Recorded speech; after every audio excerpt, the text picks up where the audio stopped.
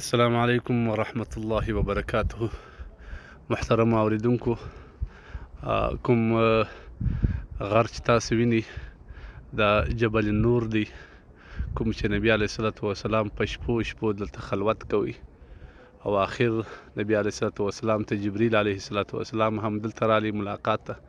لومړنی وحی اقرأ بسم ربک الذي خلق خلق الانسان من علق اقرأ وربك الأكرم الذي علم بالقلم علم الانسان ما لم يعلم. دغه وحی راوړی. ګوره دغه اجان صاحبان چې روان دي را کښته کېږي یا پورته کېږي، دا زی لوړ سر کې نبي کریم صلی الله علیه وسلم زحمت ایستوي او هلته به کړي. یقینا موږ نیمه یې راخته دي، ډېر د زحمت لار، او زموږ محبوب سردار کونین صلی الله علیه وسلم چونکې یو عاشقانه عبادت و، په ستړیا او په لوږ او په تنده پاک نه و، هلته لرې به ځان رسوي. په څو ورځو کې به راشوکېدی چې کله به یې خوراک او څښاک حضرت خدیجة الکبرا رضی الله عنها ورته برابره کړل، بیا به دې کړي. او تاسو ویني دا زما طرف ته هغه ساعت بلډینګ دی، مکه معظمه ټول په غرونو کې ده، شاوخوا ګیر چاپېر غرونه پره ګرځېدلي دي، او هغه مخامخ بلډینګ چې کوم دی د برج ساعه، د ساعت بلډینګ چې ورته وایي پښتانه، د هغه دی چې حرم ته نږدې دی.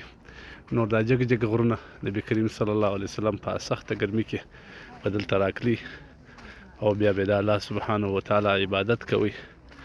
په خلوت کې به دلته ناست یوازې هغه پای ته غرونه دي، دغه کسان چې را روان دي دا پر دې لاره راخیږي. ډېره کښته لاره ده او زحمتګیره لاره ده، د انسانان په ډېر زحمت راپورته کېږي. اوس لیکن زموږ محبوب سردار کونین صلی الله علیه وسلم سره د دې چې دغه کومه لاره اوس دوی جوړه کړې ده، دا لاره نه وه، خو بیا هم الحمدلله نبي کریم صلی الله علیه وسلم په ډېر مینه، محبت، په شوق، په جذبه او په عشق باندې په دغه ډبرو کې راختي الله سبحانه وتعالی د عبادت او د خلوت لپاره.